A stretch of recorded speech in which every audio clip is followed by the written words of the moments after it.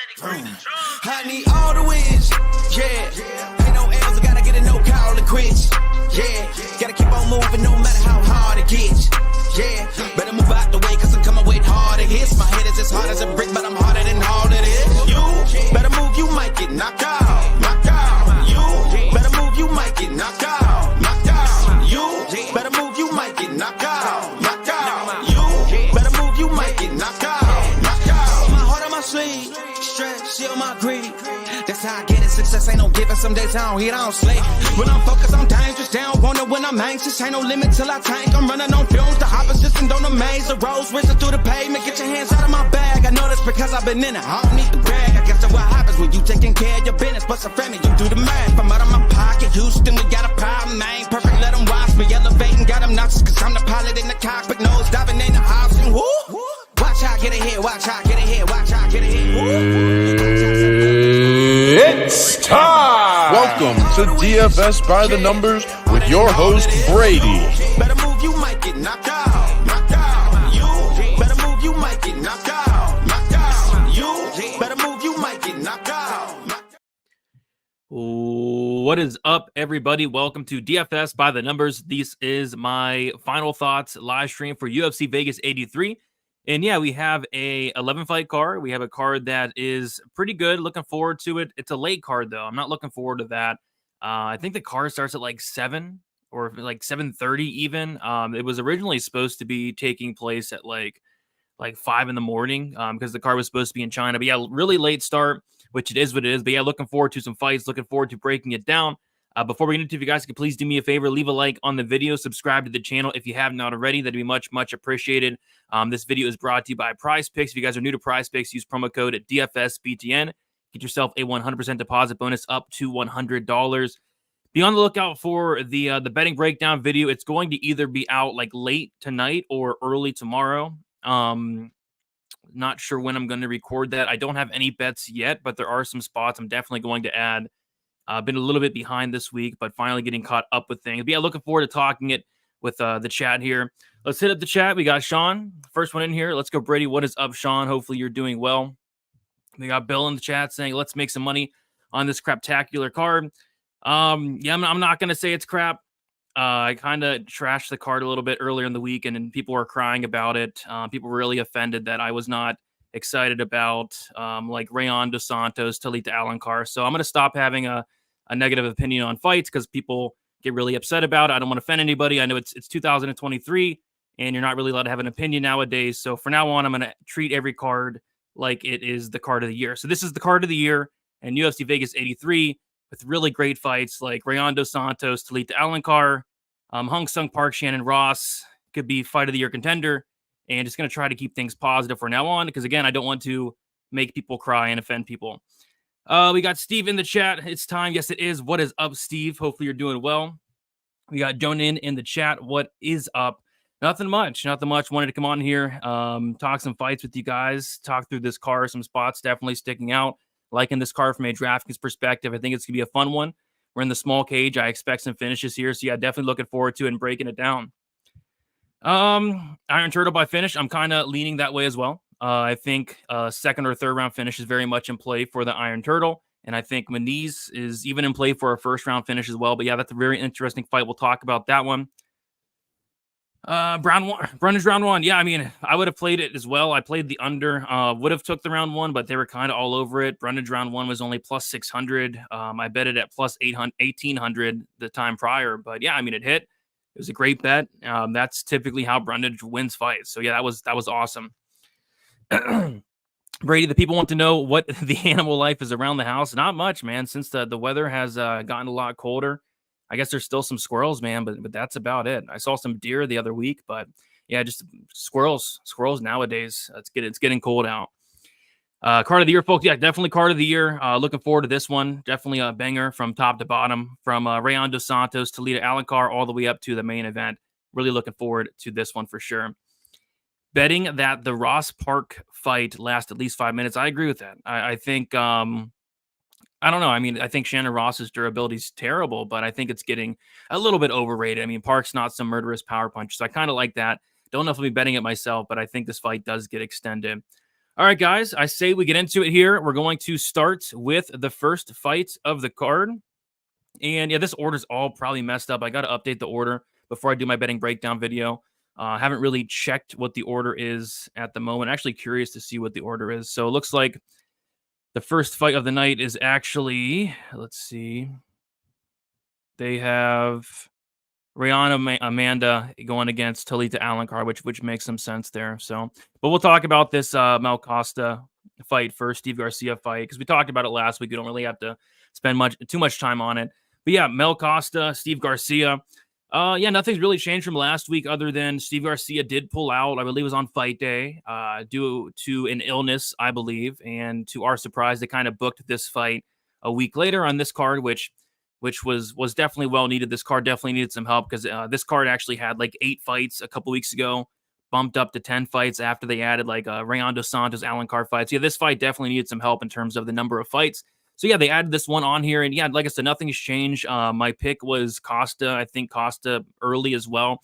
Steve Garcia is a great hammer, bad nail type fighter. He's a guy that's been knocked down 5 times in 5 fights, including 3 knockdowns against Charlie Ontiveros. Just not a great look there. He's been knocked out a few times. And Mel Costa, I went back and watched his last fight with Austin Lingo, and he was just hitting Austin Lingo with some nasty shots, like kicks to the body, kicks to the head.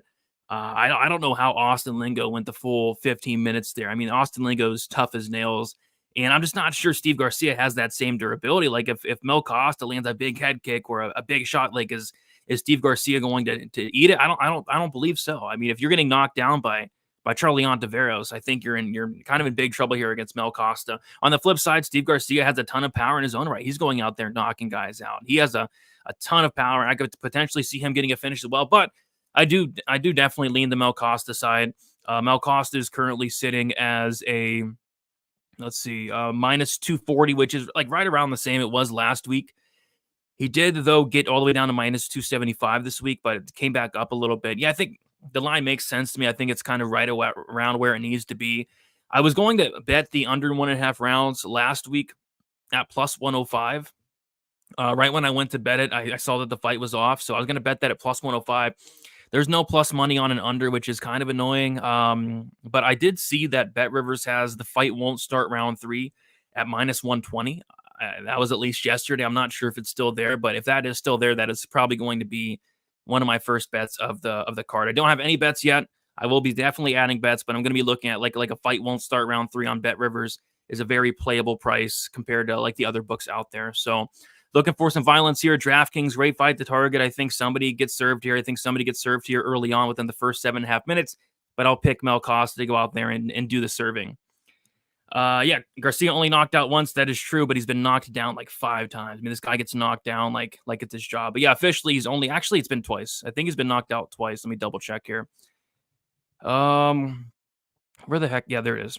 So Steve Garcia has been knocked out. Wow, only once. By Mahashate, and he got submitted by Alon Cruz. Yeah, he's been knocked out once, but still, nonetheless, I don't think his durability is that great. Is Costa going up in weight? No, they this is lightweight. It's been lightweight, so.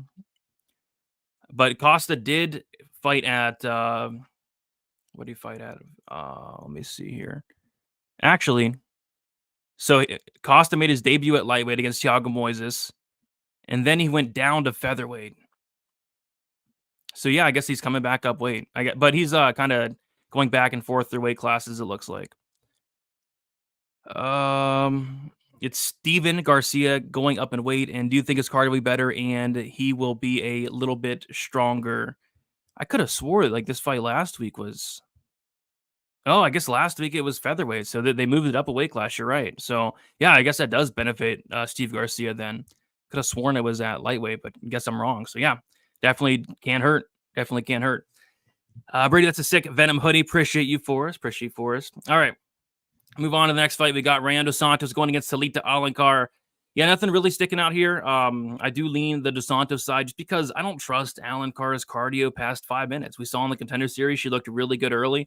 She did eat like a knee on her way in, but she does that all the time. She's very tough. She can take it. She's good at getting fights down to the mat. Very, very high level BJJ black belt. Both these fighters are BJJ black belts, but I think the better grappler is definitely Alencar, at least early on. But yeah, it's the cardio. I mean, it's hard to go out there and pick Alencar when, if this fight does get extended, which I think it more often than not does, what's she going to look like in the second and third round? And although I don't think Rayon dos Santos is that great, she's like okay everywhere. She's going to be the better striker here. It's not too hard to do. She's going to absolutely have the better cardio here. She's fought some solid opponents as well. See, I don't mind Dos Santos in terms of, her going out there and getting a win. But what I do have a problem with is going out there and kind of laying chalk on Rayon dos Santos. She's sitting at minus 155. She opened up plus 125.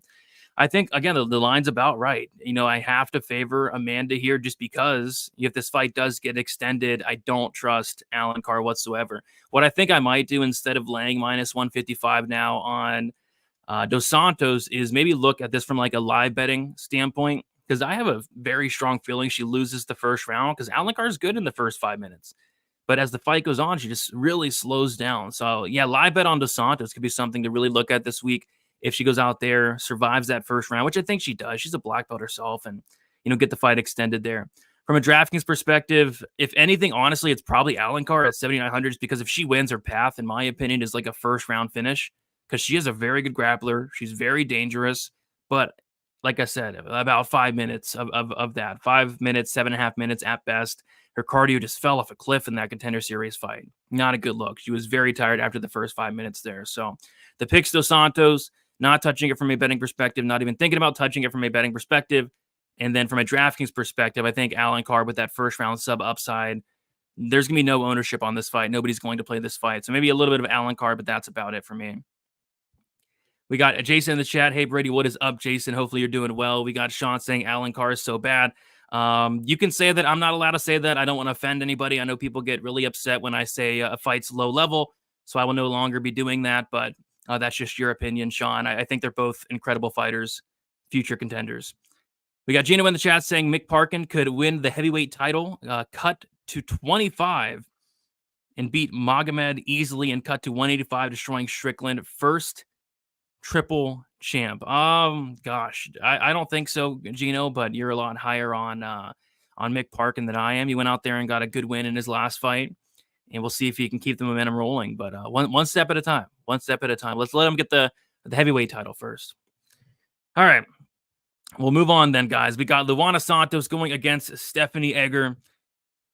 I don't want to bet this fight, but I think I might have to. Forrest saying, speak your truth, Brady. If a fight is low level, then it needs to be. And people really get upset about it, though, Forrest. I mean, people just continue to cry in the comments. So I don't want to hear any more crying. It is 2023. Everybody gets offended very easily, so I'm going to try to stop saying a fight is low level. Every fight is a high level. This is a UFC fight. All of them are. So no more low level fight talk for me. All right. So yeah, anyway, I don't want to bet this fight, but I'm kind of leaning the Edgar side, especially after weigh-ins. Something wild happened at the weigh-ins. And the thing that was wild, to me at least, was the fact that Luana Santos missed weight. She missed weight at bantamweight. She weighed in at 139, like not even close. And that's very concerning to me considering like her last fight was at flyweight, right? Like against Juliana Miller. In her debut, her fight was at flyweight. The fight prior to that, flyweight. The fight prior to that, flyweight. And then bantamweight in her first two fights. So, I mean, she's been at flyweight her last couple fights. She's coming up to bantamweight here. And she not only missed weight, but she missed weight and it wasn't even close. Wasn't even close whatsoever. So, what does that tell me? Was it I don't know. Is she injured? Like that makes no sense. How are you going to come up a weight class? And she hasn't missed weight before in her entire career, I don't believe. No, she hasn't. So, what's going on with Luana dos Santos? She looked fine. It looked like, she wasn't killing herself to make the weight. But the fact that she did miss weight at bantamweight is very concerning to me. So, yeah, I've been picking Edgar all week. Was thinking about potentially betting Edgar. It looks like after the weigh-ins, money is coming in on Edgar, which makes sense. So, yeah, I might be looking at an Edgar either money line bet or maybe an inside the distance bet because these Edgar inside the distance props are very juicy. I think Edgar inside the distance, the best price I saw was like like plus 380. And when Edgar is winning fights, she is finishing them more often than not. Edgar, she finished Eileen Perez, very good finish. Jessica Rose Clark, Shannon Young, when she is winning fights, she is finishing those fights. I don't think Luana Santos has ever been finished, though. Her one loss was against Jenna Bishop by decision. But still, I don't hate maybe an Edgar money line bet, although the money line is coming down. I don't know if I'll get there, though. It's ugly, it's greasy, but the weight miss for Santos I think is very telling here. From a DraftKings perspective, I liked Edgar on DraftKings, and I liked her before the weight miss. I kind of like her even more now. I just think that this is a close fight regardless. I think it's a close fight. I feel like, Edgar can definitely get this fight into the clinch, get this fight on the mat. I feel like she's likely to go out there, get takedowns, get some control time. I think Edgar's fought the much better competition. It's not even remotely close. I think also that Santos is getting a little bit overrated after her win against Juliana Miller, where she went out there, looked like an absolute killer, and knocked her out in the first round. And I think Edgar's getting a little bit underrated after going out there and getting kind of fluke subbed against Irina Alexeyeva. I think if they ran that back, Edgar probably beats her there. Not a lot of people were expecting Alexeyeva to go out there and beat Edgar. Edgar was like minus 300, kind of a flukish type situation thing, in my opinion. So, yeah, it's Edgar for me. Just not sure how I'm going to attack it yet. Am I going to play the money line? Am I going to play the inside the distance? The money line plus 130, the inside the distance plus 380. Maybe I sprinkle both. We'll have to see. But Stephanie Edgar is definitely a spot that is as ugly as it is kind of sticking out to me this week. Let's see. Edgar by decision, says Jason. Yeah, that's my pick. But after the weight miss, maybe we could see a finish. Maybe we can. Yeah, just a massive step up in competition for Santos, going from Juliana Miller to Stephanie Edgar. Just a really, really big step up in competition. We got Gina saying, "Will my parlay hit? Rountree, Yadong, Park, Hung, in Santos. I would include Tyra, but it doesn't impress me. Yeah, I'm going with all those as well besides Santos. I'm not picking Santos, and even after the weigh-ins, I like her kind of even less now after she missed weight at bantamweight, which again just doesn't make a ton of sense to me. But I think most of them hit. Now when Edgar wins, she finishes. Jason, yeah, when she wins, she finishes. She does. That's true. 3 wins in the UFC, all by finish. She's dangerous. BJJ black belt, really good grappler, good ground and pound. And if Santos is coming in here any way compromised, we could potentially see a finish. Yeah, nothing on that fight for me yet, but I am potentially going to play Edgar in some type of fashion. Maybe the money line, maybe the inside the distance. We will have to see. Tune in for the betting breakdown video tonight. All right.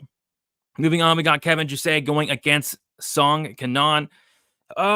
Yeah, so this is one where it's another close fight for me. I'm not impressed with Jusay. I think just like Santos, he's kind of getting overrated after his debut against Kiefer Crosby, who I just don't think is UFC caliber.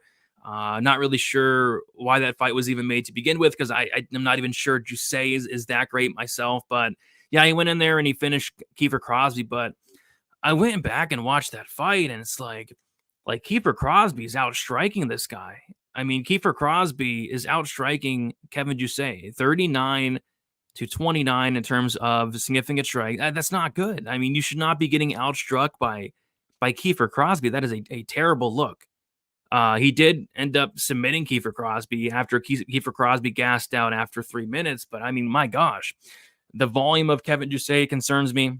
It wasn't terrible in the Crosby fight, but that was kind of because Crosby went out there kind of all out and really forced Jusay to go out there and exchange, right? But outside of that fight, I mean, Jusay is very low volume. Like, he has a couple 5-round fights that are just very unbearable to watch, where just nothing happens. He's a good fighter, though. He's a good fighter. He's well-rounded. It's just he doesn't have great volume. He doesn't have great striking defense. In the Crosby fight, he had a 33% striking defense. And it's not only that fight. Like, it's like fights after that. This guy's getting hit. He's getting hit clean, and he's going against Song Kanan, who has a lot of power. So I don't know. I mean, this kind of feels like the public dog of the week here in Song Kanan. This money line has completely crashed down. Money's been pouring in on Song Kanan all week, and it looks like Song Kanan is now sitting around. Let's see. Oh, looks like money actually did come back in. When I checked it yesterday, Song was plus 110. Now he's plus 140. Okay, money is coming back on, you say, which is good. But yeah, Song Kanan plus 140. another spot where I feel like this fight's close. Like, I don't think Duay is going to go out there and finish Song. I don't think he's going to go out there and, take him down, sub him, nothing like that. I think this fight potentially even goes 15 minutes. And I think Song could even be live from a knockout maybe, but Duay is very tough. I don't know. It's a fight that I don't think I'm going to be touching, but it is definitely a dog or pass situation. I'm not touching Duay on DraftKings. Too low volume for me. If anything, it's Song Kenan on DraftKings at 7,700. I think he can go out there and pull off the upset there, but nothing I'm extremely confident about, I'd say. Kenan had the crazy eyes at face-offs. Yeah, he's a crazy dude. He's definitely a crazier dude. I can't see 35-year-old Edgar winning against a heavier, stronger Santos. I disagree that she'll be stronger. I mean, Edgar's extremely strong. No crying. I always got to bet responsibly. That is for sure. Luana Santos is better than Edgar. Both have the judo, and Luana has the striking. Luana by KO or sub. Yeah, I mean, I disagree, but I think Edgar. I don't know. I think Edgar's better. I mean, Luana Santos hasn't showed anything outside of beating up Juliana Miller. It just doesn't tell me much. Is it Song Kenan or Kenan Song? The world may never know. It is when you say it out loud, it is Song Kenan because you go the last name first or whatever because he's from China, I believe. So I say Song Kenan, and then when it's written, I think it's Kenan Song. It's kind of confusing, and I'm confusing myself even talking about it. And yeah, I mean Juliana Miller, I don't think she's that great. All right. Song cannot. I like it. But he has been his last couple fights. He's been looking a lot better. He's not the bum that everybody kind of thought he was as of late. I wouldn't bet on the Duay fight for my life. Kind of same. Yeah. Dog or pass. Same for me, but I don't know if I'm getting there. All right.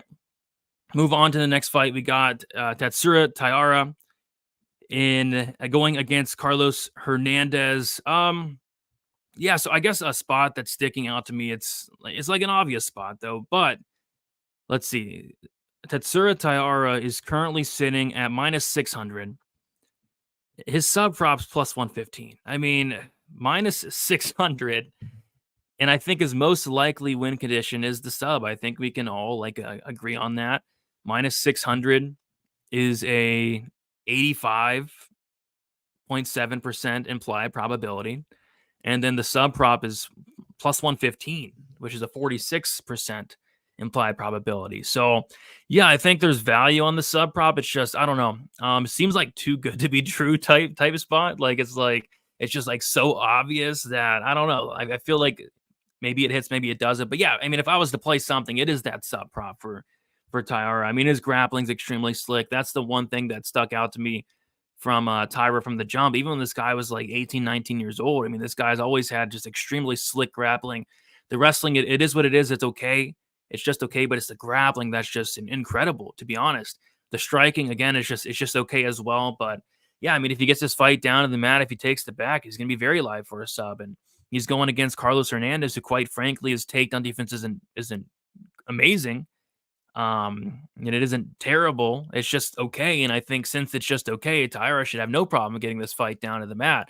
And when he gets this fight down to the mat, I mean, the sub probably is going to be there. So I haven't played anything yet on this fight, but Tyra by sub at plus 115. You're taking a minus 600 favorite, which is, I believe, the biggest favorite on the card, or tied with the biggest favorite on the card.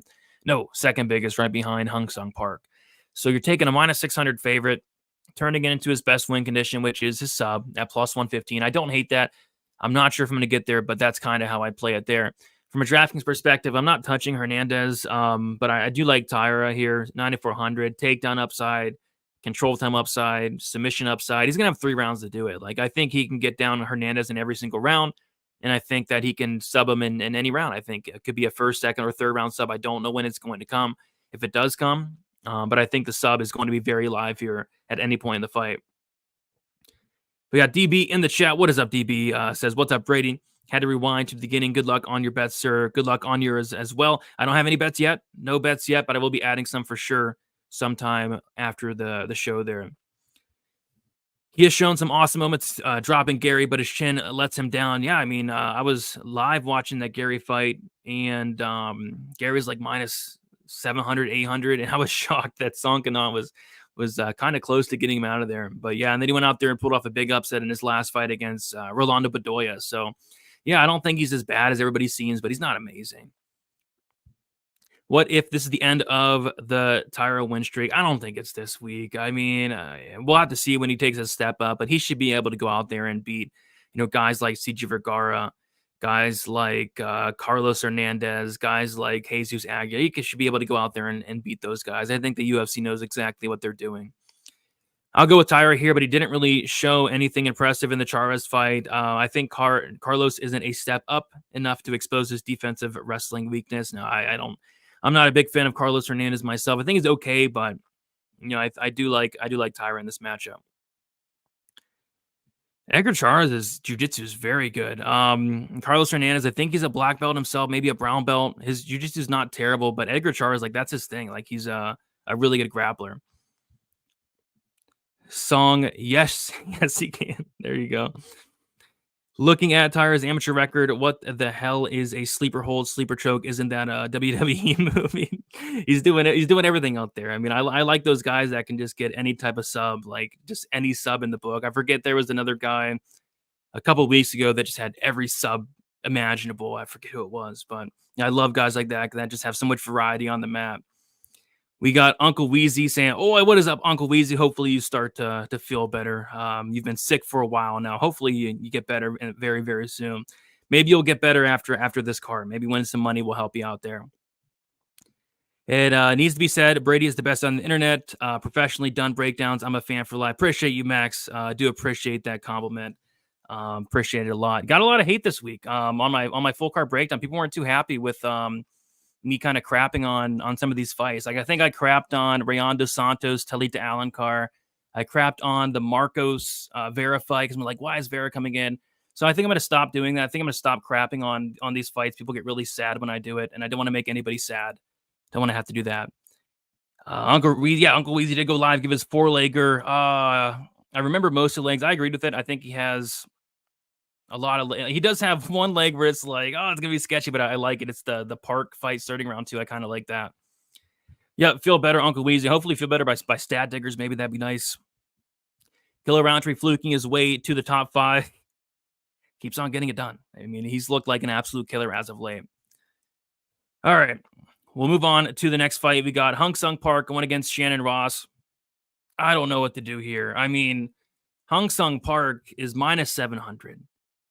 Hung Sung Park should not be minus 700 against anybody. I mean, this money line is just crazy. Like, Shannon Ross is plus 500. Could you imagine? Could you imagine betting on Shannon Ross at plus 500 and cashing that ticket?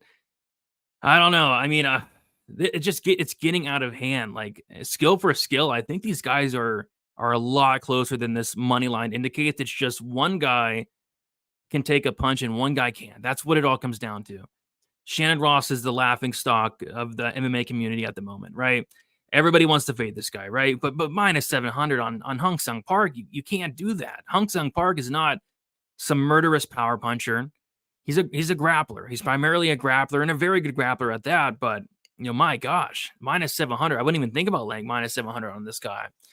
I don't know what I'm doing yet with this fight, but a spot that did stick out to me was the Park submission. I think they're really overrating the KO. Like, that's not his thing. I mean, he has a couple KOs on his record, but like I said, he's primarily looking to grapple. The KO is plus 100. The submission's plus 200. Like, I don't hate the submission at plus 200. And then kind of like what Weezy was saying, like, the fight starts round 2. I don't hate. The fight starts round 2. It's a round of pick 'em, I think, on some books. And then even like these Park, like, later props, like round 2, round 3, like, I know, Ross has been getting finished in 60 seconds, but at some point the fight is going to have to get extended. Like, at the end of the day, this is a flyweight fight. He did go a round and a half with, Vinicius Salvador after getting dropped 3 times. So it would not shock me, and it really shouldn't shock anybody if he doesn't get knocked out in 60 seconds in this fight. With that said, he could, though, which is kind of terrifying. But kind of the spots I'm looking at this week for this fight is that Park submission. I think the sub is just as live, if not more live, than the knockout.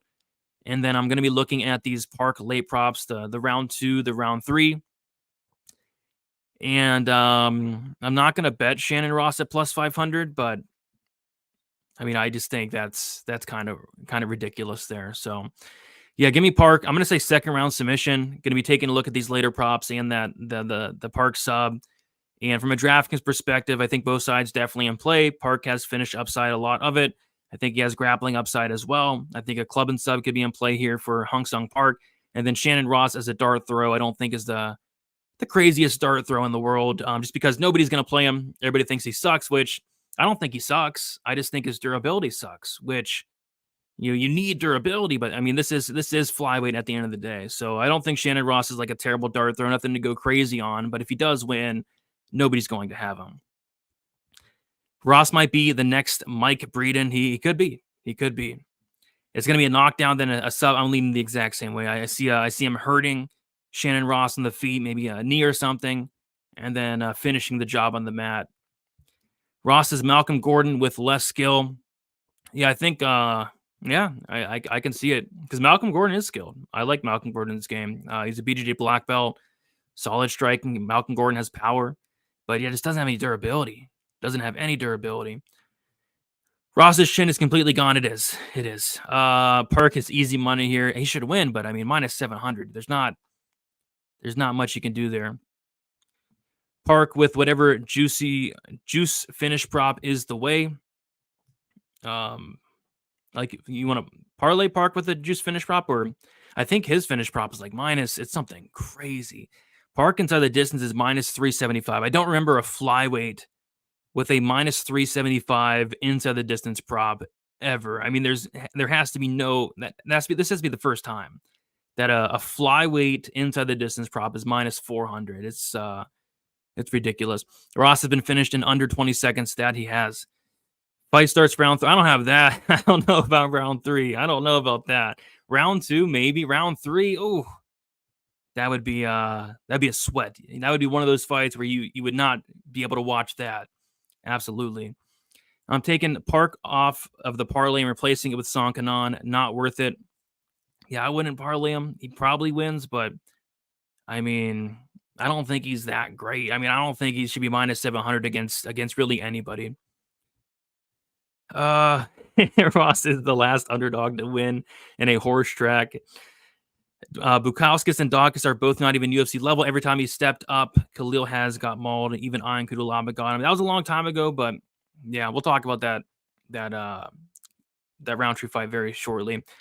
Hey Brady, what have I missed? Is your baby born? Yeah, he was born on the 5th, which at this point lost track on time. That was Tuesday. He was born on Tuesday. Yeah, Tuesday at 11:48 in the morning. I pulled an all-nighter. I got maybe like 20 minutes of sleep. Every time I would go to sleep, the nurses would come in and just turn on the lights, and it was brutal. So I got 1 hour sleep, if that. The first night, the second night, I got a little bit more, maybe 3 hours. And then today I had to wake up at like 6 o'clock in the morning, go to the baby's first doctor's appointment. And then I came home and just slept till like 3. I mean, I need sleep very badly, but I'm not getting it. Maybe I'll get some sleep tomorrow since this is a later card.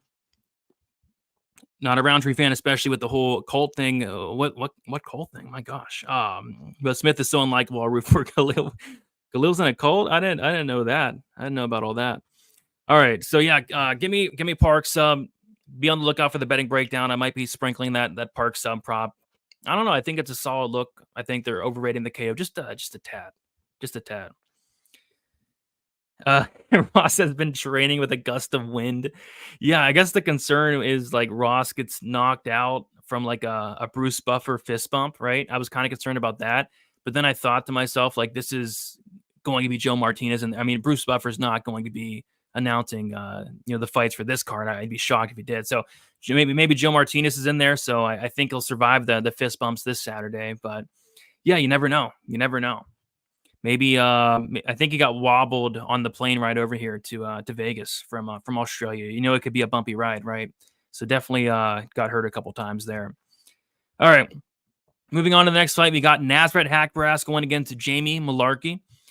Yeah, I mean, this is a spot where I like Hackbrast. I think everybody's finally starting to realize that, hey, Jamie Malarkey is not that great. I mean, people just constantly overrate this guy. I mean, he was minus 600 against Naimov, gets knocked out. He was minus 200 against McDessie. I picked McDessie there, and I don't know, maybe I was biased. I don't really see a reason to be biased because I didn't bet it, but yeah, I mean, I thought McDessie potentially won that fight. I thought McDessie lost the first round. The second round was very close. Malarkey was outlanding McDessie, and then McDessie did drop him at the end of the second. So that can go either way. Do you score the knockdown? Do you score the work that Malarkey did prior to the knockdown? So yeah, I mean, I scored the knockdown there from McDessie, and then the third round, I don't know. I didn't think the third round was that hard to score. I mean, McDessie outlanded him by, I think, like 10, 11, 12 strikes in that third round. Malarkey was bleeding. He was busted up. And yeah, I thought the third round was McDessie there. So yeah, I mean, I thought McDessie beat him as a dog. The refs or the judges didn't see it that way. They were in Australia. So yeah, I don't know. But yeah, I mean, I think they're finally starting to realize that Hackbrast is the favorite here, minus 190, Malarkey plus 160. And a spot that I was looking at, and I'm assuming it's been bet down, was Hackbrast by knockout was like plus 470 on Bet Rivers. And I'm not sure where it's at now, but it has to have been hit, I imagine. Actually, I think it might still be there. It's like Hackbrast by knockouts anywhere from like plus 440. And on BetOnline, it's plus 240. So there's kind of like a big discrepancy there between BetOnline and some of these other books, which is kind of telling. But yeah, Hackbrast hasn't really had a ton of knockouts in the UFC. I think he's only had one, but he does have some knockdowns. He does have a lot of power. It just hasn't really been translating to knockouts. I think this could be the time, though. Malarkey, I don't think he has the best chin. This guy gets hurt a lot, dropped a lot. He's been getting hurt a lot more as of late. I think the chin's really starting to crack for Malarkey. And then he's very hittable as well. Like Malarkey eats punches with his face, and Hackbrast is a guy that can just dish out volume and a ton of it with some power behind it as well. So I think the knockout for Hackbrast is live, or at least more live than the plus 440, whatever's indicating. Like you're giving me a knockout prop against Jamie Malarkey that's plus 440. I don't know. I mean, I think that could be worth a shot. So that's something I'm looking at potentially taking. And yeah, I like Hackbrast here one way or another. I think he has the takedown defense to keep this fight standing. I think it's a fight that takes place on the feet. I think Malarkey's too hittable. I don't like his durability. And I like Hackbrast to either go out there and win a decision or get a knockout, which, again, the knockout prop is very juicy. And I might be taking a look at that. From a DraftKings perspective, I don't really like Malarkey here. I don't expect him to have success wrestling. I don't expect him to get a finish here. I think if Malarkey wins, it's kind of like a greasy split decision type fight, not a ton going on type situation. Whereas with Hackbrast, I think he's going to be very low owned, and that kind of interests me. I think he has a ton of volume, and that kind of interests me. And if he does knock out Malarkey, he could go out there and potentially score decently. So yeah, I don't hate Hackbrast, but he's not my favorite play in the world this week. Ross got KO'd by an elevator. Yeah, those elevator rides, they can be sketchy. I mean, they could be rough. I was in an elevator in Vegas at the Luxor. I mean, those Luxor elevators are really rough, and I think Shannon Ross needs to stay far away from those. Appreciate you, Max. All the welterweights will fall to King Billy Goff. Billy Goff's the guy that knocked out that one dude, forget his name. I forget his name, but yeah, Billy Goff. He's decent. Can't wait to see him come back. I was just saying, good to hear the baby was born healthy. Congratulations. Yep, very healthy. Passed all the tests. Yeah, I'm very healthy. Was long couple days, but everything's going great, man. Khalil taking the dub. I think so. We'll talk about it. Nasrat KO 2-3 are low key super juicy. I bet they are. I mean, if the knockout props plus 470, these late knockout props got to be something stupid. I don't want to pick around, but maybe you do pick around. I don't know. Let's see. Hackbrast, yeah, 1,600 round 3, 1,500 round 2, 1,400 round 1. These have to be made up. These don't make any sense. So they have round 1 14, round 2 15, and round 3 16. That's gotta be fake news. Appreciate you, Forrest. But yeah, I might be taking a look at that Hackbrast knockout. Maybe burn a half unit, but you're burning it against Jamie Malarkey, who can't really take a punch. I don't hate it. I don't think it's the worst look in the world. Khalil taking the dub. Talked about that. I think Malarkey can win this fight, but his chin worries me a lot, and Hackbrast is no joke. Yeah, I mean, I think he could win. I think, like, if this fight does go the distance, I think it probably is close, but I don't know. I just don't like the optics of Malarkey. Like, he's getting busted up. His face is red before he even walks into the cage. Like, he's busted up before he even walks in the cage. Face is red. I don't know. I mean, this guy, I don't think he could take a punch that well. So, yeah, we'll have to see for sure. Not betting this fight. Sometimes Jamie looks really high level in the strike, and sometimes looks slow and stiff. Jamie Molasses. Yeah, that's kind of a good point. Sometimes he does look good. Sometimes he does look bad. Sometimes he'll wrestle as well. So, yeah, we'll definitely see how it plays out. All right, we'll move on to the next fight. We have Young Park going against Andre Muniz, and a couple spots are sticking out for this fight here. The first spot is, I think people are very low on Muniz after his last two losses, right? He lost to Paul Craig, he lost to Brendan Allen, which in hindsight, those are not bad losses. I mean, those are not bad losses by any means. Those guys are very good. And I guess what kind of rubbed me the wrong way with Andre Muniz is this guy's a very high level BJJ black belt, one of the best grapplers in the division. I mean, this guy went out there and broke Jacare Souza's arm. I mean, you don't do that on accident. And what kind of rubbed me the wrong way is this guy's a grappler. That's what he is. He's a grappler, a really good one, an amazing grappler.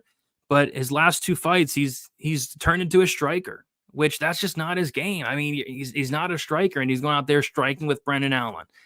I don't even think he attempted many takedowns in that Allen fight. And then in the Craig fight, he didn't go for a takedown till like the mid to late second round there. So yeah, kind of falling in love with the striking. I just don't like that from him. That's just not his game. And that's not his game here. And that's not the game plan. At least it really shouldn't be against Young Park, because the striking is not even close.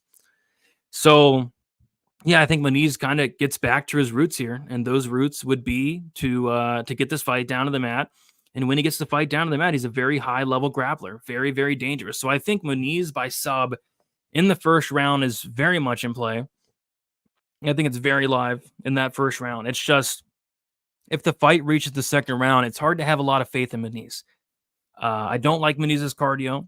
I don't like the durability. Muniz has 6 losses, all 6 of them coming inside the distance. All 6 of them.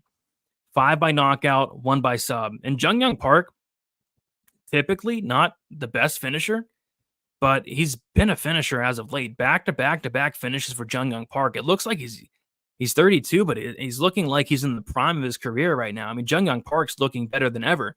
Is it a level of competition type of thing, or is he making improvements? Is he looking better? And I don't know. I kind of lean towards he is looking a lot better. He is making improvements. I mean, his grappling is looking a lot better. He always has that high volume striking. He's breaking guys with that cardio, that pressure, the pace that I like. And I think if this fight reaches the second round, he's very much live to go out there and break a guy like Muniz, who quite frankly is just very breakable. So yeah, I think the best spot in this fight is probably the under, but I think Muniz sub one at plus 750 makes a ton of sense. I think there's going to be opportunities there. I think he does get takedowns in the first round, and I think he might potentially submit Park in the first round. But if the fight reaches the second round, all of a sudden, these Park late finish props are going to be very much in play. Round 2, round 3, I think are very live for Young Park. That's typically where he wins. He's never really winning in round 1 unless it's against Dennis Tuoluen, which quite frankly just doesn't count. I mean, if you beat Dennis Tuoluen, that's a win that does not count in my book. So yeah, Muniz early, Park late is how I'm seeing it. What I was thinking about doing was maybe, placing a bet on Muniz sub 1 and then sprinkling that Park round 2, round 3. And if either of those outcomes happen, which I think it's very much on the table, it's a pretty big hit there. So I think that's how I'm going to play it. Again, haven't played anything yet, but that's kind of what I'm looking at for this fight here. From a DraftKings perspective, both sides are great here. I think Park, like I said, could break Muniz down the stretch, put up a lot of volume, get him out of there in that second or third round, and put up a massive score. And then as far as Muniz, 7,400, I think his win condition is like a first round sub. Muniz has multiple first round subs in the UFC. He submitted Jacare Souza in the first round. He submitted Eric Anders in the first round. Bartosz Fabinski in the first round. Got a first round submission win on the Contender Series as well. So yeah, I think if Muniz wins, it's a first round sub. I think it's a first round sub for him. Am I crazy for liking Dos Santos round 3 KO? No, not at all. I checked the price for that. It's like what, plus 22 something, plus 2200, 2300. It's not terrible. And yeah, I like it. I like the thought process behind it. The thought process is Alan Carr, 5 minutes of cardio. And when this fight does get extended, she could slow down. It looks like Dos Santos only has, I think, maybe 1 or 2 knockouts, though, is the thing. She has a lot of submissions. So I don't know. Maybe I would just play like the round 3 in general. But I don't even know if I'm doing that personally. I don't think I'm touching that fight, but I get it. I get it. I think like a death gassed TKO could be very live there. Park lost to somebody. After Paul Craig TKO'd him, I'm not betting on Muniz. I'm convinced Jacare was just super out of his prime, which makes sense. Yeah, Jacare was like 42, 40, 41, 42 at that time. That shocked me at the time, but yeah. Iron Turtle by sub, round 2, round 3, crazy odds. Yeah, they got to be something crazy. He's done it in his last couple fights. Club and sub, maybe. Yeah, I could see it. I'm kind of leaning TKO, but if he could sub Muniz, I mean, that would be a huge feather in his cap. Value of a win against Tuolumne is 0. Yeah, it's 0. Maybe even negative. You should be punished actually if you're beating Dennis Tuolumne. It's that bad. I'm on the Park 2 and 3. Yeah, Park 2 and 3 makes sense. They're solid prices. I mean, last time I checked, I wish I had my notes pulled up. They're on my other laptop. But off the top of my head, I think Park round 3 was like plus 300 or plus 1,000, my bad, on Bet365. And then round 2, it's like plus 650, plus 700, something like that. Plus 600. So yeah, they're kind of all over it, but rightfully so. All right. Let's keep moving on then to the next fight. We have Tim Elliott going against Dargi. And just want to double check. Yeah, I think we finally got odds for this fight in terms of like the props and everything. But right now it's a closely lined fight. Yeah, I mean, if Tim Elliott was on a full camp, I would be much, much more confident in Tim Elliott. With that said, he looked good today. It looked good. It looked like he has been somewhat preparing. At least that's what it looks like to me. He looks to be in great shape. And if that is the case, like if Tim Elliott's showing up here, somewhat ready to go and in somewhat decent shape, I mean, I think he should make this look pretty easy. I think this is a terrible matchup for Dargi. It's just, how prepared is Tim Elliott? Is Tim Elliott going to go out there, give a good hard 5 minutes and then gas out and get finished? Or, can Tim Elliott go 15 minutes if need be? I guess that's left to be seen. But yeah, stylistically, it's a bad matchup for Dargi. I mean, this is the matchup that Dargi typically struggles with, and that is the ground game. Dargi, 5 losses, all 5 of them inside the distance. Anytime we have seen Dargi taken down on his back, that has not looked good. And I think a Tim Elliott sub's very live here, but my gosh, they're not giving good prices. I was hoping for plus 400. Like, I mean, Tim Elliott's not subbing anybody, right? Why am I not getting plus 400 on a sub prop? We're getting plus 250. Like, come on. Like, Tim Elliott, the last time he subbed somebody was Mark De La Rosa, which that doesn't count. I mean, beating Mark De La Rosa shouldn't count. And that's it. He has 1 sub win in like 20 fights. I mean, this guy's been in the UFC forever. Over 10 years. So, and he has 1 sub win, and we're only getting plus 250 on the sub prop. Yeah, I'm not touching that. I think it hits though. Gosh, I think it potentially could hit, but with the short notice thing, I think I am just going to pass on this fight. I think that's a smart thing. So yeah, I'm going to pass on this one, but the pick is Elliott. But the short notice thing is kind of sketching me out a tad. From a DraftKings perspective, this is a borderline must-target fight. I think that's where I'm going to get my exposure here on DraftKings. Tim Elliott, 8,400. If he wins this fight, expect takedowns, expect control time, expect a very high score. Like when Tim Elliott wins fights on DK, he scores incredibly. Probably one of the best like DraftKings scores out there, Tim Elliott. I remember the one fight, I think it was against Luis Smolka, where he scored like something stupid, like 160, 170, just something stupid years back. It was incredible. Yeah, Tim Elliott can put up a massive score, like a slate-breaking type score. And then as far as Dargi, we're getting value on him. Although I don't like him to win, I don't love him to win. we're getting value on him. He's plus 110 on the money line, 115 on the money line, and he's priced at 7,100. He should not be 7,100. He should be 7,800, obviously. So, although I'm picking Tim Elliott, I like Tim Elliott. Suma Dargi, there's a ton of value on him at this price tag. I think this fight is borderline must target. Striker versus grappler matchup. I was looking at the unders and fight doesn't go to decision. And it looked like we were going to get a good price on it because the under 2.5 was around plus 140 for a while, I think. But it got smashed. It got smashed, and the fight doesn't go to decision. It's currently minus 165. I don't like it. See, I don't think I'm betting anything on this fight. Going to sit back and watch it. But Elliott by sub is my pick. But we're not getting a good price on it. Elliott has one sub in like 20 UFC fights, and we're only getting plus 250. Get out of here. Just get out of here. We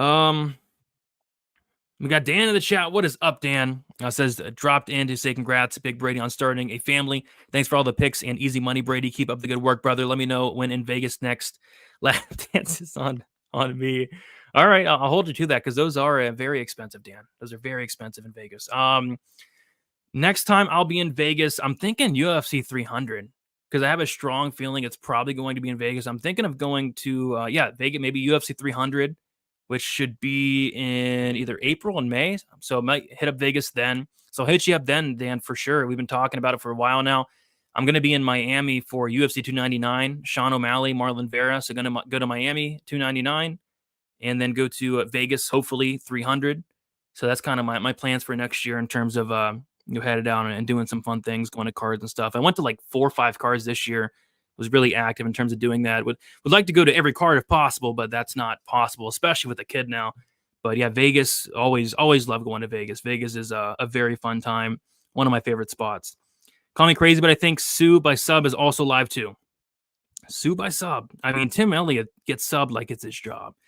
Tim Elliott's been subbed 6 times. 6 times. And if he's gassed out, maybe shoots in on a sloppy takedown. Suma Dargi only has 1 sub. I don't think that's the craziest thing in the world. What is Suma Dargi by sub? Watch it be something stupid. Oh gosh, okay. Suma Dargi by sub is plus 2,500. Could you imagine? But even like fight ends by sub on DraftKings, I saw was like plus 240. Maybe that's probably the better way of attacking it because Elliott subs plus 250. Fight ends by sub plus 240. You're paying a little bit more to cover the Suma Dargi sub. But yeah, that'd be a heck of a call there. That'd be a heck of a call. Eileen knockout, obviously, but plus 2,500. 5 units on dances. It's the least I can do. Let's plan for UFC 299 or UFC 300. Beauty. Let's go, Dan. 5 units on dances. Heck yeah. Max bet. All right. We'll move on to the co-main event here. We got Khalil Rountree going against Anthony Smith. We have a short notice replacement here for Smith. It was supposed to be Azmat Mirzakhanov, that liar, the guy that says he's 34, but he's in reality, 47. He had pneumonia, which hopefully he's okay. He had to pull out in steps Anthony Smith, and they put the fight that was supposed to take place last week on this card because this card needed it because there was a lack of fights.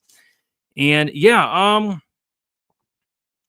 don't know. I mean, I like Rountree here. I like him quite a bit. The problem is with Rountree, it always has been his entire career up until lately, but it's been consistency. Sometimes Rountree looks like a killer, like an animal in there. He's going in there, he's finishing guys, not only finishing them, but finishing them in very brutal fashion. Just he looks like he's angry in there, like he's pissed off in there, recently. I mean, that knockout win against Carl Roberson was vicious. Like, I don't know. He beat the crap out of Carl Roberson. That follow-up shot against Chris Dawkins was mean. I mean, this guy's mean, Khalil Rountree. Sometimes. And then sometimes he loses to Marcin Prachnio. So it's like, but as of late, though, he's shown a lot more consistency. I think he is getting better. He's looking a lot better. And he's on a little bit of a win streak. Four wins in a row for Rountree. Never thought I'd see that day. And he's taken on Anthony Smith, who's just taken a ton of damage. He has over 50 fights, Anthony Smith. And although he is 3-2 in his last 5 fights, I don't like how he's looking in some of these performances. Like even the Ryan Spann win last time out. Ryan Spann was like seconds away from getting him out of there. Ryan Spann kind of gassed out, and Smith was able to win that round 3 and win the fight. Ryan Spann kind of let him off the hook there. That Johnny Walker fight, I thought Johnny Walker really let him off the hook. Anthony Smith was, kind of covering up, turtling up, walking away during the fight with like a couple seconds left. And instead of Walker putting it on him and stopping the fight, Walker kind of stayed at range and just looked at him. So I thought he looked bad in that fight. He looked bad in the Spann fight, although he did win. Got finished by Magomed Ankalaev. So yeah, Anthony Smith, I don't know. I don't think he can take damage as well as he used to. He's taken a ton of damage throughout his career. Anthony Smith has been finished a massive 14 times in his career. Anthony Smith is, one of these killer be killed fighters. 92% finish rate, 14 finish losses. And Khalil Rountree's extremely dangerous. Heavy leg kicks, a ton of power in his hands. And if he lands a big shot on Smith, like how is Smith going to react to getting hit clean against a guy like Khalil Rountree? I kind of see him getting hit hard here or kicked hard here and maybe just giving up. That's kind of what it looks like. He's getting hit hard, Anthony Smith these days, and just shelling up, just turtling up, looking for a way out, it seems. And guys aren't showing him the door. But I think Khalil Rountree, like if Khalil Rountree hurts you, he's going to swarm for the finish, and he's going to finish you very brutally. And he's been showing no remorse in there. And I don't think he shows any remorse to Anthony Smith here. With that said, though, like if Anthony Smith does get a takedown here, he probably finishes this fight. Rountree's ground game I don't think is that great. Anytime we have seen Rountree taken down, he's pretty much either got finished or controlled. It's just Anthony Smith does not have a ton of takedowns in the UFC. And we know how many fights Anthony Smith has. A lot. In the UFC, it's got to be, probably like 20, 25 fights in the UFC. And he doesn't really get much takedowns. I see 3 takedowns, 4 takedowns, 5 total, 6 total, 8 total takedowns. 8 total takedowns in what? Like 25 fights? 20 to 25 fights, only 8 takedowns. So, the odds are he doesn't get takedowns. And if he doesn't, I think he gets smoked here. So, yeah, I like Rountree. What I'm looking at here is like these Rountree early knockout props. When Rountree's winning fights, he's winning them early on. Rountree knocked out Dawkins in the first round, knocked out Roberson in the second round, knocked out Bukowskis in the second round. He should have knocked out Eric Anders. My gosh, he dropped him 4 times, but he knocked out Gohan Saki in the first round, knocked out Paul Craig in the first round, knocked out Daniel Jolly in the first round. Like when he's winning fights, he's winning fights inside the first or second round. So I'm thinking about maybe playing either Rountree to win in round 1 or round 2, or maybe playing round 1 KO, round 2 KO, playing both of those and just hoping he gets Smith out of there in those first 2 rounds. Because if he doesn't finish Smith within like the first round and a half, this fight probably actually goes to decision, I think. But yeah, Rountree is just so explosive. I think he finishes Smith pretty early here.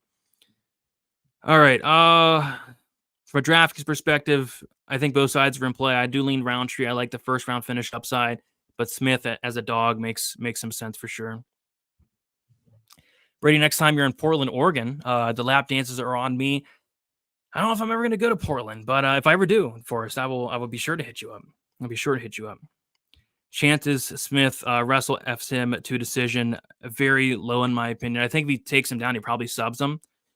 And like I said, he has 8 takedowns in like 20-something fights. So that'd be 3 takedowns in a fight, which would be unheard of for Anthony Smith. He's never gotten more than 2 takedowns. And the one time he had gotten 2 takedowns, Anthony Smith, was back in, had to be like 2015. 2016. The last time Smith got 2 takedowns. 2016. How is Anthony Smith ranked number 8 in the world? I'm actually not sure. I don't know. He's been fighting good guys, but I don't know. They handed the last one to Smith, but will not be able to hand this one to him, as he will be KO'd or stopped due to leg kicks. I got the real deal, Khalil. Big bet. I like it. I like it as long as Khalil shows up, ready to go, in a good headspace. Yeah, I should win this fight. Round 1 of the Spann fight came out, or Smith came out like a TIE fighter 2 because he's been getting leg kicked a bunch. Let's see if he keeps that stance against Khalil. Yeah, he did. Curious to see what his approach is in this fight. Doesn't have a ton of time to prepare for Khalil, so we'll see. What's your favorite parlay piece? Money line or over under 2 pieces would be nice. Yeah, I'm definitely not having any parlays this week. Song Yadong, I think, is a solid parlay piece in terms of a money line. And in terms of a money line, I think that's all I would go with. It would be Song Yadong. That's like the only one I feel comfortable with. And then a total would be, oh gosh, I don't know, man. I mean, I'm not planning on doing any parlays on this card. Next card, I think there's some parlay pieces. This card, no. There's not even a total I would like to parlay, to be honest. Maybe the Costa Garcia, like under 2.5. Costa Garcia violence. So maybe like the Costa Garcia under 2.5 parlayed with Song Yadong. But yeah, I'm definitely not having a parlay this week. There's nothing I really like. Best 2 fight money line at the end. I'm thinking Song Yadong, and then if I had to pick one more, maybe Hackbrast, Song Yadong and Hackbrast. That I think that comes out to maybe plus money or close to it. Khalil, Jamie, both songs, Young Park, putting 150 on it. And that would be a massive payout because you got a dog in there.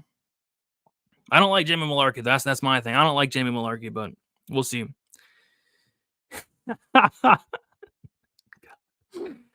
Oh my gosh. I'll leave the lady boys to Khalil Rountree. I'll leave that to Rountree. I've got a Tyra Yadong Shavkat parlay. Yeah, Shavkat's great parlay piece. That's next week. If you can parlay him up with something you like on this card, that's fine. I think he's like minus like something like minus 500 or minus 600 now. But yeah, I mean, Shavkat should win. All right, guys, we have the main event here. Before we get into, if you guys have not liked the video already, be sure to like, be sure to subscribe. And oh no shots fired. No shots fired towards Khalil. But yeah, subscribe, like, be on the lookout for the best bet show tomorrow. I'm not sure when I'm going, or even if I am going tomorrow, I'm gonna try to see who wants to come on. I have nobody scheduled yet, I don't think, but look out for the best bet show if it does come out, and then also the final betting breakdown video will be out either late tonight or tomorrow morning there. All right, Song Yadong, Chris Gutierrez. I like Song Yadong here. No hot take for me on this one. Song Yadong's a big favorite, minus 370. Yeah, I mean, I think is a fine parlay piece. If you're looking for a parlay on this card, I think Song Yadong's a parlay piece that makes sense, that I'd be fairly comfortable with. Probably doesn't add much value to the parlay since it is such a big favorite. But yeah, I think it's one that hits. I like this matchup for him. I like the fact that he's younger. He's improving rapidly. He's getting better and better. He has a ton of power, a ton of volume, sneaky wrestling as well if he wants to go to it here. 5-round experience. We've seen him in the 4th round. We've seen him in the 5th round. Chris Gutierrez, very good leg kicks. That's about it. But yeah, his leg kicks are incredible. I just feel like Song Yadong has a lot more tools to win this fight.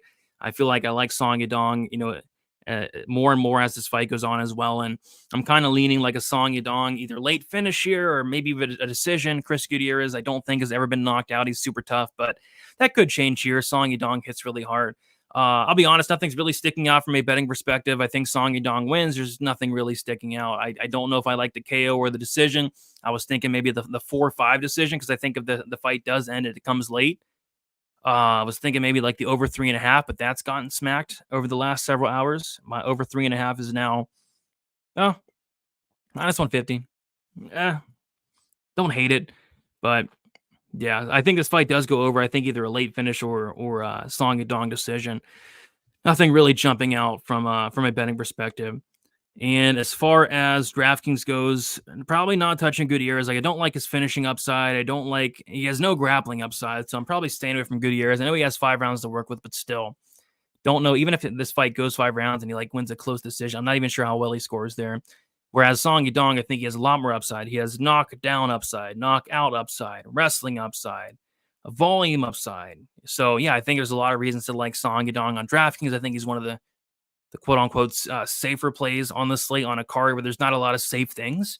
So yeah, I don't mind Song Yadong from a DraftKings perspective. So yeah, nothing on the main event for me. I will not be adding any bets on the main event, which is fine. Nothing's really sticking out. Maybe like I don't know, maybe Song Yadong as a parlay piece. I do my my prelim parlay, my main card parlay, and my Hail Mary parlay. I could see myself putting Song Yadong in my main card parlay. I could see myself doing that, but that's about it for me. All right. So in terms of bets, nothing yet. I've not placed anything yet, but I will be adding some for the Costa Steve Garcia fight. I'm looking at potentially either the under 1.5 or the fight won't start round 3, On Bet Rivers, they had it at minus 120. I'm not sure if it's still there. Not touching the Santos fight. I'm looking at maybe an Edgar, either money line bet or inside the distance after the Santos weight miss. That's a maybe. Maybe. We'll see if I can gather up the courage to place a bet on that one. Song Yudong, just say not touching it. Tyra Hernandez, maybe looking at Tyra sub. You're getting a minus 600 favorite into his best win condition at plus money. I don't think it's the worst look in the world, but almost seems like too good to be true, which scares me. But yeah, that's how I'd play it. Hong Sung Park, second and third round props. Might take a look at those. Just not watch the first round. Like close your eyes during it, and then maybe park by sub as well. Hackbrast knockout, I think, is a sneaky look. It doesn't have a ton of knockouts, but if it's going to come, it's against a guy like Malarkey, who's very hittable and can't really take a punch well. Jung Young Park under Muniz, looking at Muniz sub 1, sprinkling the park late props. Elliott Dargi, was thinking fight doesn't go. I'm not playing at minus 160. Was thinking Elliott sub. I'm not playing at plus 250. I mean, just they're all over. I mean, it makes no sense. I mean, Elliott's sub prop being that low. I mean, he has like 1 sub and 20 fights. Come on. Hello, Rountree. I'm looking at Rountree rounds 1 or 2, whether it's the rounds 1 or 2 prop or whether it's sprinkling round 1 and round 2. But I think it's early and I think it's brutal. And then I'm not touching the main event. So yeah. Gonna have some spot. Not going crazy on this card. Next week I probably will go crazy. I mean, we got to end the final card of the year with a bang, right? So next week probably going to be a lot heavier. There's some spots that are sticking out. I'm gonna tape my butt off tonight. I'm gonna try to get as many fights taped for UFC 296 as possible tonight. I'm gonna be up late tonight. Might even grab a coffee because I want to get ahead. I want to try to get my full card breakdown out for 296. Maybe Sunday, very latest Monday for the last card of the year there. So that's going to be a big card next week. But this card, keeping it light, trying to keep it as light as possible. So we'll see what happens there. We got Melon in the chat. What is up, Melon? Congratulations on becoming a dad. Appreciate you. But Song is going to be a daddy too after the masterclass he puts on that bum. Chris, I kind of agree. I don't agree that Gutierrez is a bum, but I think it will be. I see a masterclass as well. Brady, you're the most accurate UFC analyst. And your breakdowns are straight fire. Don't forget to smash the like button. Y'all, I appreciate you, Forrest, always hanging out with me on a Friday. We got Shoot Proof. Thanks for this, bro. Ignore the complainers. You're the man. Congrats on creating a human. Appreciate you, Shoot Proof. Yeah, try my best to ignore some. I wouldn't call them haters. But or complain. Yeah, they are complainers. There are a lot of complainers, but that's what it is. That's life. You know, people are going to complain about literally anything. I could say Smith's not that good and people will cry about it. I could say that, you know, Rayando Santos, Alan Carr's a low level fight and people get so upset about it. So I'm trying not to hurt anybody's feelings. But in 2023, you can say anything and people are crying everywhere. Congrats to you and the fam and then on the new baby. Thanks for the content, sir. Thank you, Shackle Rusty, for hanging out and appreciate that. All right, guys, I'm heading out. Thank you so much for watching. Leave a like on the way out. Subscribe. Be on the lookout for the betting breakdown video. Lightish week this week, but we're going to end next week with we're in the year with a bang next week for 296. And you guys, talk to you later. See you.